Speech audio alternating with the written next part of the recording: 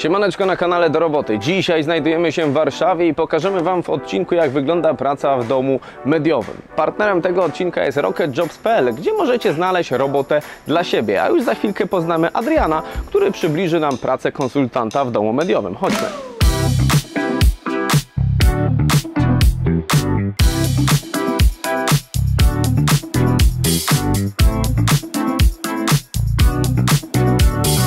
Ze mną jest Adrian, witam Cię serdecznie, Cześć. Który opowie nam, czym Wasza firma się zajmuje i co robicie.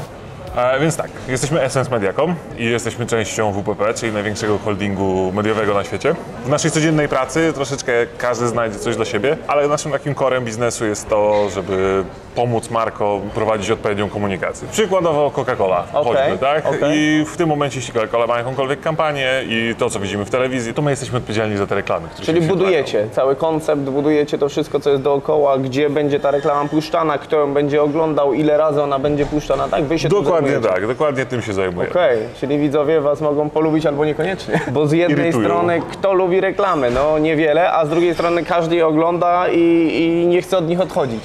Znaczy to jest trochę dziwna relacja, ponieważ jeśli chodzi o reklamy, to tak niby ich nie lubimy, ale z drugiej strony uwielbiamy je oglądać, bo dzięki temu też wiemy, co jest nam potrzebne w życiu i to, co po prostu chcemy kupić, tak? No bo tak. bez tego byśmy nie do końca wiedzieli, tak? No tak, ale czym dokładnie się zajmujecie? Wiemy, co robicie w ogóle, czyli reklama, ale jak wyglądają, powiedzmy, poszczególne działania? I tutaj jest tak, myślę, że każdy mógłby znaleźć coś dla siebie, ponieważ jeśli chcesz liczyć, mamy dział analiz. Jeśli lubisz programować, mamy dział technologii, za który odpowiadam. Jeśli jesteś kreatywny i tym podobne, możesz pójść do działu kreacji, umiesz pisać, copywriting. Ale ogólnie głównym takim corem jest właśnie doradztwo w prowadzeniu tej marki, więc jakby jest to taka część pracy z klientem, a zarazem takiego po prostu myślenia koncepcyjnego, co marka chce przekazać i w jaki sposób chcemy to powiedzieć po prostu, czyli musimy sobie odpowiedzieć na te pytania, co, jak i za pomocą jakiego medium. Ale jak już widzowie oglądają na początku ten odcinek, to wiedzą, że sporo różnych branż łączy się w jedną, tak? I sporo różnych ludzi może tutaj na przykład robotę znaleźć. Bardzo dużo i myślę, że to jest w ogóle fajne miejsce, jeśli ktoś chciałby tak troszeczkę popróbować z jednej strony, a z drugiej strony też, no nie zabraknie tutaj dla żadnej specjalizacji jakby miejsca, tak? To też musimy zauważyć, widzą, że jesteśmy w ciekawym miejscu w Warszawie. Tak, jesteśmy w Koneserze, na kampusie właśnie WPP i tutaj mamy cały budynek tak naprawdę dla siebie. No dobra, no to przejdźmy się dalej, zobaczymy, co tutaj się jeszcze dzieje. Dobrze, śmiało.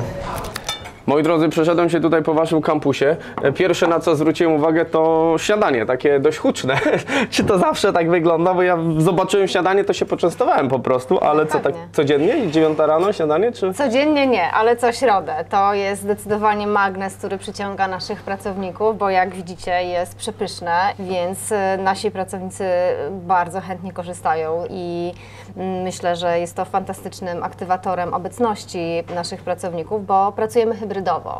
Myślę, że jest to fajna możliwość korzystania z fajnego biura, w którym jesteśmy tutaj od 1,5 roku. Ten kampus jest naprawdę bardzo przyjemny i tętniący życiem. Myślę, że zarówno kantyna na dole, do której oczywiście również dofinansowujemy posiłki, jak i sokowirówka i możliwość przygotowania sobie samodzielnie soków są takim dodatkowym, przyjemnym elementem pobytu w biurze. No ale oczywiście mamy też opiekę medyczną i kartę sportową i dofinansowanie do angielskiego i stojaki na rowery i wszystkie inne kwestie, które myślę są już takim standardem w organizacjach. Ale najbardziej mnie ciekawi, czy jak to śniadanie jest od 9, a pracuję od 9, to ja za to zarabiam, że jem? No pewka. Myślę, że to jest fantastyczny też moment na to, żeby poznać się z ludźmi. My mamy dużo pracowników, którzy do nas dołączają w takim rytmie comiesięcznym, więc myślę, że jest to świetny sposób, żeby się poznać, zobaczyć też na żywo, no bo pracujemy hybrydowo, więc myślę, że to też jest ważne, żeby zobaczyć, z kim się na co dzień mailami wymienia. I przy stole też z nami siedzi Stach. W firmie zajmujesz się? Wiesz co, jestem w zarządzie firmy i odpowiadam za, i to zabrzmi strasznie, enigmatycznie, za produkt agencji. Produkt agencji, jesteś w zarządzie. Tak. Co by brzmiało tak, jakbym odpowiadał za to, co tam z tej fabryki, jaki tam produkt wypłynie. To jest trochę bardziej skomplikowane. Czyli trzymasz łapę na tym wszystkim, tak? Tak, wiele macek. Wiele macek trzymasz nad projektami. No i tutaj do Ciebie, jak już jesteś z zarządu, to mogę zadać takie pytanie. Dowiedzieliśmy się, że co miesiąc są jakieś przyjęcia do pracy, czy można się po prostu do takiej pracy dołączyć do Was, do firmy i dołączam. Siadamy sobie przy tym śniadaniu i mówię, ja mam taki pomysł na kampanię dla tej firmy, uderzamy do nich, robimy to. Czy raczej wy mi mówicie, Wojtek, no mamy taką kampanię, wymyśl coś dla nich. Pewnie taki zwyczajowy tryb pracy jest taki, że dla istniejących klientów odpowiada się w tej pracy na jakiś brief klienta. No tak. Czyli briefują nas, czyli nam mówią o tym, co chcą osiągnąć. Co chcą osiągnąć biznesowo, sprzedażowo i od nas oczekują odpowiedzi, jak to można zrobić. Okej. I ta odpowiedź właśnie powinna paść ze strony różnych osób na różnych polach. Bardzo często dla takich dużych klientów i też dużych kampanii potrzebnych udział osób właśnie z bardzo różnych specjalizacji czy dyscyplin. Czyli I to, dzieje co się. jest na pewno takie mega istotne w tej pracy, to jest taka umiejętność dobrego takiego project managementu. To są osoby, które się opiekują klientami, to muszą mieć przede wszystkim te umiejętności dobrego zarządzania skomplikowanymi projektami.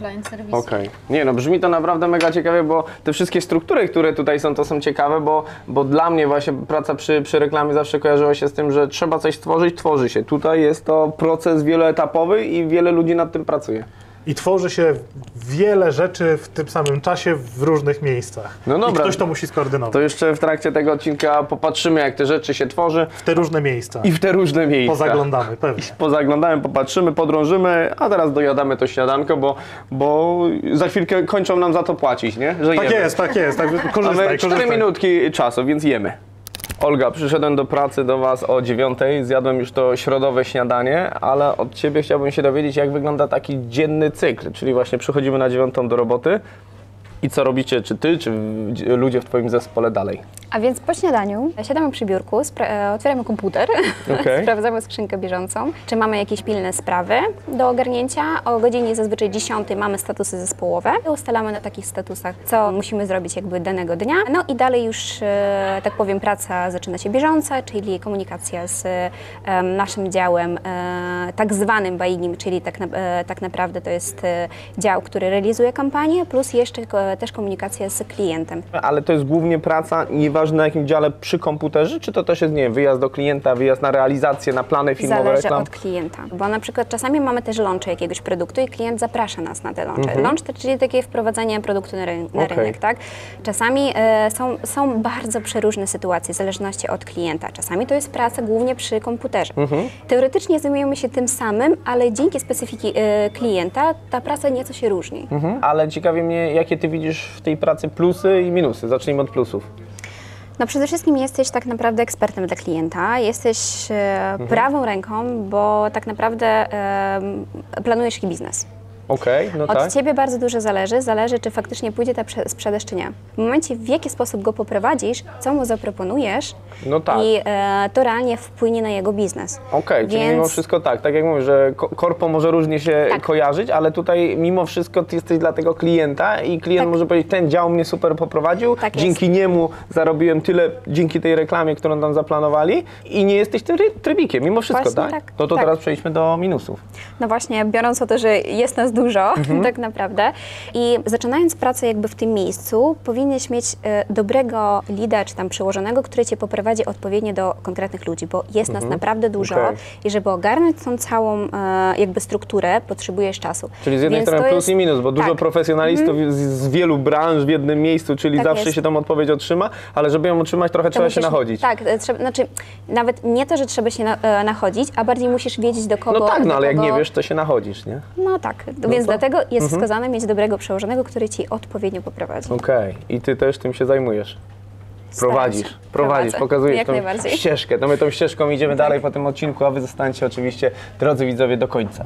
Teraz jest ze mną Jarek, prowadzący dział analityki w tej firmie, czyli czym dokładnie się zajmujecie? Generalnie zajmujemy się badaniem efektywności, czyli sprawdzamy, co tak naprawdę działa, co tak naprawdę, jak inwestycje naszych klientów przekładają się na efekt, który chcą osiągnąć. Natomiast też jakby, żeby to robić najbardziej efektywnie, to musimy wiedzieć, które z tych rzeczy działają dobrze, a które nie. Okej, i zawsze się to sprawdza, że to, co zaproponowaliście wcześniej, no to po tym, powiedzmy, badaniu, po tej analityce, no wychodzi zawsze na plus, czy później są jakieś korekty? My badamy to na bazie jakby tych przeszłej, na bazie historii. Patrzymy, co działało historycznie, no i na tej bazie rekomendujemy, co powinniśmy robić, żeby w przyszłości osiągać jak najlepsze wyniki. Okej. Czasami środowisko się zmienia, nie wiem, wchodzi nowy konkurent, nie wiem, COVID na przykład się pojawił, tak? No to są elementy, które trzeba, nie wiem, na nowo jakby przeprowadzić tego typu analizy, żeby wiedzieć jak w nowym środowisku. Okej, ile osób pracuje w Twoim dziale? W sumie 40. 40 osób tylko w tym dziale? Tak, i tylko zajmujące się analityką. I ta liczba jest tak duża, bo jesteśmy w ogóle hubem. Jesteśmy trochę firmą w firmie z jednej strony, z drugiej jesteśmy jednym z 3-4 międzynarodowych hubów, więc robimy projekty nie tylko tutaj w Polsce lokalnie, ale w Europie czy w ogóle na prawie każdym kontynencie. Okej. I osoby, które w tym dziale pracują, to jakie mają wykształcenie? Czy one są tutaj szkolone, powiedzmy, pod kątem tej analityki, czy raczej już przynoszą tą wiedzę z wcześniejszych, powiedzmy, nie wiem, studiów czy też szkoły? I tak. Ponieważ zatrudniamy, mamy trzy działy, 3 zespoły takie główne i one się dosyć różnią kompetencjami, ponieważ w jednym zespole mamy ekonometrię, no i tam już potrzeba bardzo takiej dedykowanej wiedzy, którą musimy wynieść ze studiów. Więc to jest wiedza, którą jakby musimy z konkretnych bardzo wydziałów zatrudniamy osobę. Drugim zespołem jest zespół analityki, który powiedzmy to jest bardziej ogólny zespół, gdzie potrzebujemy osób, które dobrze czują liczbę, czują się w tym komfortowo, ale już nie musimy mieć tej wiedzy ekonometrycznej. No i trzeci zespół to jest zespół insightów, gdzie mamy badania konsumenckie.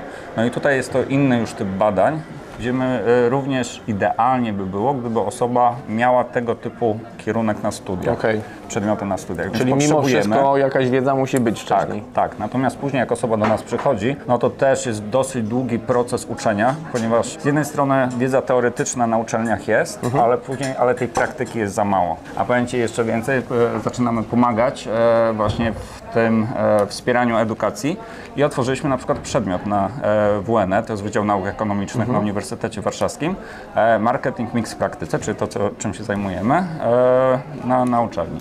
Także no to czyli można się załapać i już mieć wstępną wiedzę do pracy na przykład w tym dziale. Super, Jarek. Zapraszamy. To ja na studia na razie się nie wybieram, ale może widzowie chętni, może chcieliby poanalizować. Ja szczerze lubię, nie mam jakiegoś powiedzmy do tego większego wykształcenia, ale lubię sobie na przykład na kanale moim do roboty poanalizować, nie wiem, skąd widzowie są, skąd przyszli, gdzie poszli, jak długo oglądali ten materiał, więc fajnie, jak będziecie ten materiał oglądali do samego końca, będę miał więcej do analizowania.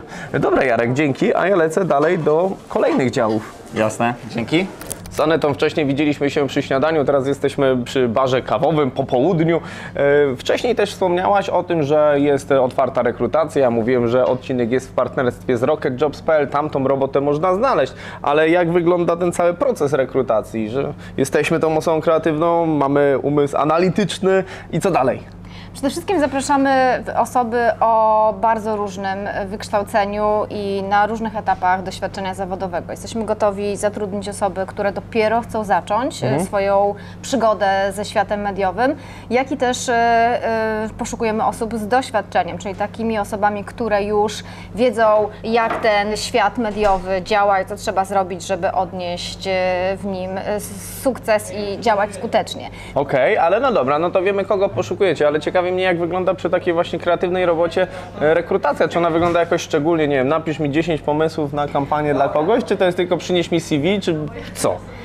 No przede wszystkim rozmawiamy o tym, co my mamy do zaoferowania i czego Ty jako kandydat poszukujesz. Myślę, że osoby, które już działają w branży, doskonale zdają sobie sprawę, z jakimi klientami, z jakiej branży chcą pracować i też w jakim kanale się specjalizują, czy chcieliby się specjalizować, jakie mają już doświadczenie, certyfikaty, więc to wszystko zależy od tego i po prostu rozmawiamy. Najpierw weryfikujemy tak HR-owo, czyli rozmawiamy sobie o takich aspektach właśnie rozwojowych, dotyczących przyszłości, dotyczących tego, jakie Ty masz oczekiwania, jakie my z Twoich oczekiwań możemy spełnić, a potem mamy już rozmowę, bo myślę, że to jest bardzo istotny etap, to też spotkania już z zespołem bezpośrednio. Zapraszamy na spotkania tutaj do naszego biura, bo myślę, że to bardzo oddaje klimat i taki vibe i kulturę organizacyjną, ale też jak najbardziej prowadzimy rekrutacje zdalne, poprzez różne, na ogół przez platformy takie online. No tak jak wcześniej wspomnieliście, jest praca powiedzmy hybrydowa, jest praca zdalna, jest rekrutacja zdalna, dokładnie tak. Potem